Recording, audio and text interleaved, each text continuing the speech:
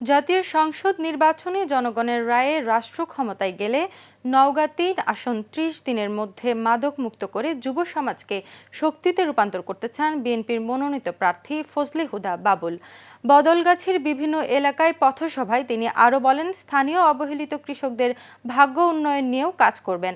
বিস্তারিত মণ্ডল এনামের রিপোর্টে। ত্রয়োদশ আসন্ন জাতীয় নির্বাচনকে সামনে রেখে বিএনপির ৩১ দফা বাস্তবায়নে এই গণসংযোগ ও পথসভার আয়োজন করেন নওগাঁর বোতলগাছির স্থানীয় বিএনপি। যদি পার্লামেন্টে যেতে পারি, মাদকের বিরুদ্ধে যুদ্ধ ঘোষণা করব এবং ৩০ দিনের মধ্যে মাদক মুক্ত করে ফেলবো বোতলগাছি মহাদেবপুর ইনশাআল্লাহ।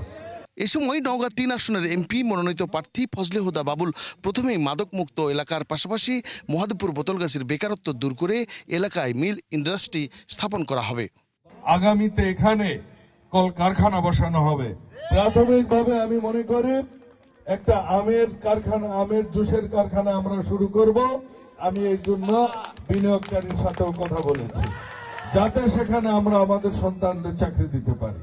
ক্ষমতায় এলে বেকার যুব সমাজের কর্মসংস্থানের সুযোগ সৃষ্টির পাশাপাশি তিনি স্বাস্থ্যসেবার উন্নয়নকেও প্রধান অগ্রাধিকার হিসেবে দেখছেন। ইতিমধ্যেই বিএনপি ঘোষণা করেছে বিভিন্ন ইউনিয়নে পল্লী চিকিৎসকের মাধ্যমে স্বাস্থ্য সেবা চালু করা হবে। উপজেলাগুলোতে এমন স্বাস্থ্য সেবা করা হবে যাতে আপনাদের নওগাঁ বা রাজশাহী বা ঢাকা যেতে না হয়।